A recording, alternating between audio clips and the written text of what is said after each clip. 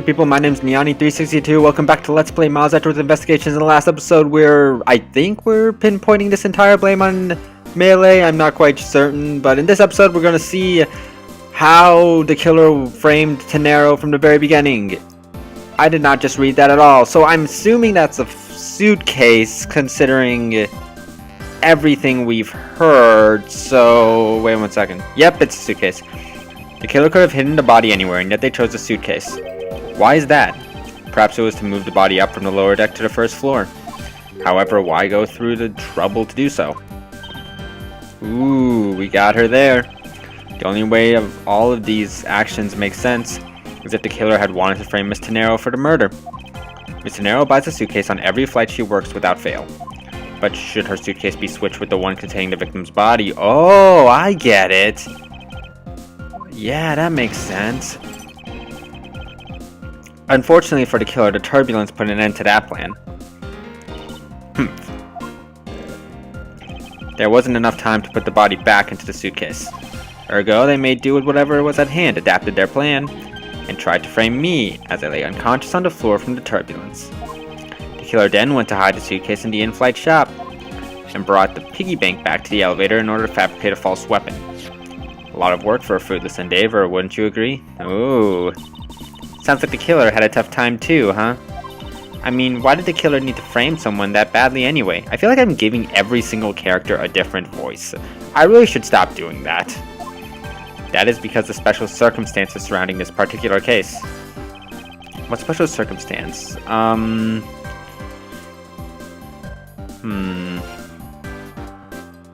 circumstance. I would assume that would be who the victim was, because probably the killer did not want to tell people that they killed an agent, so they need to frame someone else in order, just in case that fact were to come up, they would attack someone else. Okay, never mind.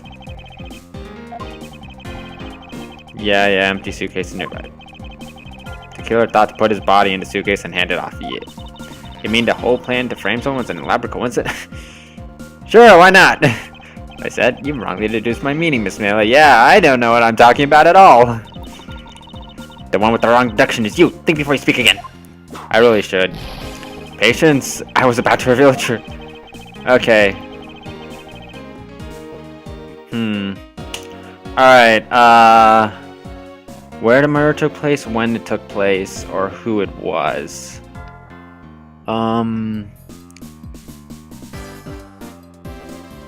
I can't find a reason where the murder took place would be important at all. I could assume when the murder took place would probably be the best, considering that gives you an alibi. And, well, I have a 1/2 chance, so let's try this.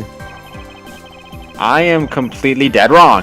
This is a great moment. It's only been the first, 2 minutes. I forgot to start a timer. Dang it. Why do I keep forgetting to do this?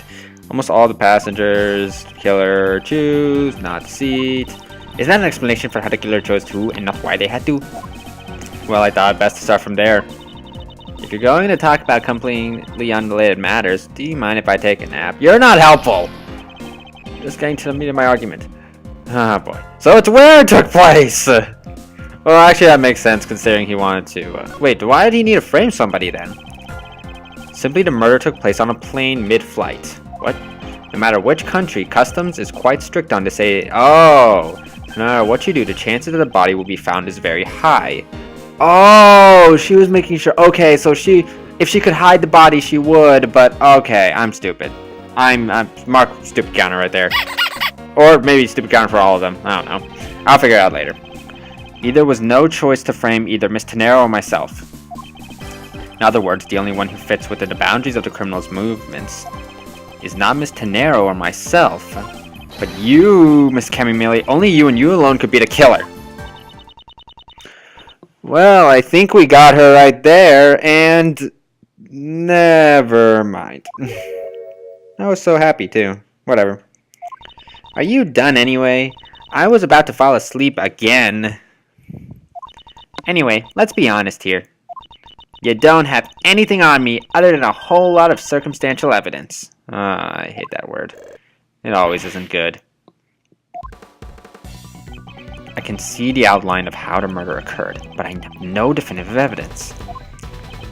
Isn't there a piece of evidence that's still unaccounted for? Something that I still can't quite fit into the big picture? There is. The wallet? No, the cell phone! We still don't know where the cell phone is anymore. I don't have any actual evidence. I thought not. But that's because it went missing and still is. Missing? What do you mean by that? In the complex puzzle that is this case, there was one piece I kept getting stuck on. And that is the victim's cell phone. Francisca, you were waiting at the airport for a phone call from Agent Hicks' cell phone. Or at least that's what you told me. I got an email. That's a good thing. That's right. But Agent Hicks' cell phone could not be found at the crime scene. You mean the killer took the phone with them? Precisely. I suspect that if we were to find that phone, it would lead us to the killer.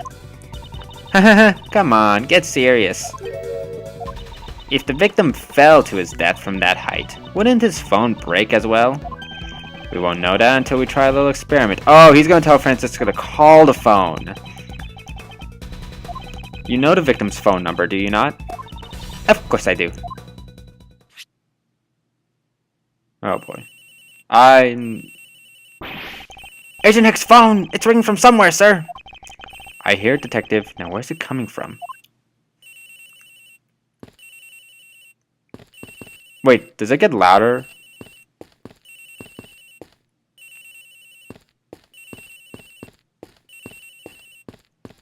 Okay, I'm just gonna check Melee. I doubt a really criminal mastermind would put it with her stuff, but why not? Miss Melee, wake up. Sorry, Mr. Edgeworth. I got sleepy all of a sudden because it sounded like a lullaby I used to love as a child. It's a phone! You better find that cell phone fast. I can think of the suitcase, maybe. Phone is up in the flight attendant's room. We'd better hurry to the flight attendant's room, sir. Oh, okay. Why didn't you just say that? That was confusing. Oh. Well, we're here already. Flight attendant's room. The ringing's coming from somewhere in here, sir. Leave no stone unturned, Detective Gumshoe. We must find it. Okay. Oh, come on. Please tell me it's not in here. Wonder if it might be inside this suitcase. I don't hear any sounds coming from inside, sir. Don't suppose the culprit would have been so dumb as to try the same trick twice. Here? Doesn't seem like the phone got mixed in with the items in this lost and found. Is it in the Cammy's... Wait. Could it be in Cammy's, locker? The ringing is coming from somewhere around here. Yeah. She's really stupid. Why do I have such a bad feeling about where we're going to find a phone? Okay, never mind. Please tell me. What?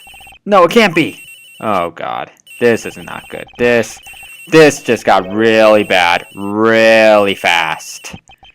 It's Miss Tenero's. What? Really bad. Really fast.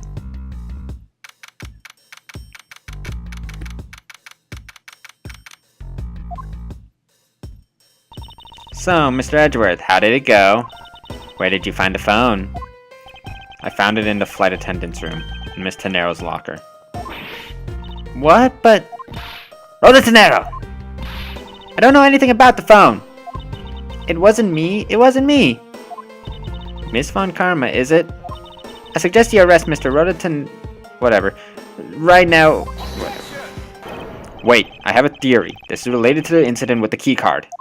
When the killer went to steal the keycard, they conveniently stashed the cell phone in Miss Tenero's locker at the same time. Objection! This is related to the keycard, alright. In the same way that we have zero proof that the killer did just that. That's what I was about to say. The only voice that sings the truth is evidence. That is the only bird we cannot ignore. This isn't good. What should I do? Francisca's right. I can't offer baseless conjectures at this point. Alright then, why did the culprit take the cell phone from Agent Hicks? He must have something very incriminating on it, or in it. Whatever. Hold it. Oh boy. What's now, Miles Edgeworth? It's not over yet. We have yet to figure out why the killer took the phone. What? What?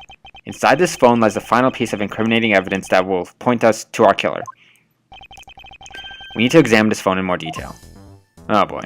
Okay, so X is this button. Okay. Why is it... Okay, I assumed the crack came from the turbulence, but... Camera? Ah, it's camera lens! Come to think of it, I wonder... How exactly was Agent Hicks planning to preserve the crime scene of a smuggling? Francisca, I need you to confirm something.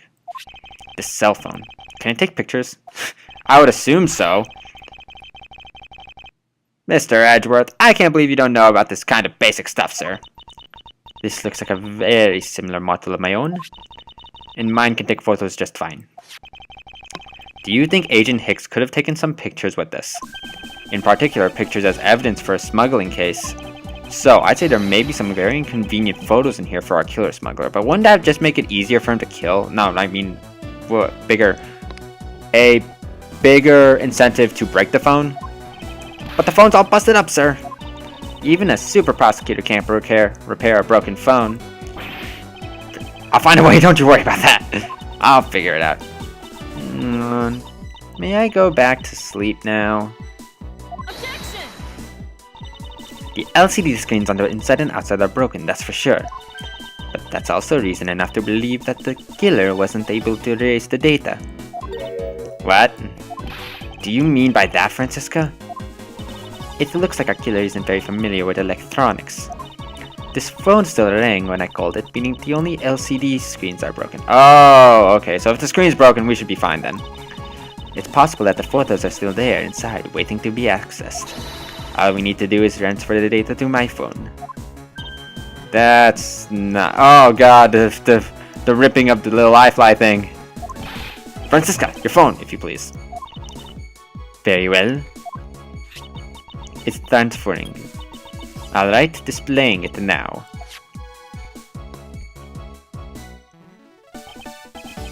That's not... Oh, it's showing us the... He's showing us that... Okay. Agent Hicks was most certainly trying to obtain some evidence for a smuggling case. Hey, the Alfreds know where this pic, sir! Oh, that's what it's called. But this has no meaning as a piece of evidence in this murder case, right? Ouch, she's right. There's not much we can find out from this about Agent Hicks' killer, sir. Is this it? Is this the end? Is there really nothing in this photo that we can use? Okay, so I have to find something. And you know what? I only know when I started, so I'll just find it next time. So in the next episode, we're going to figure out what the heck is going on. So, this is Nyan362 signing off.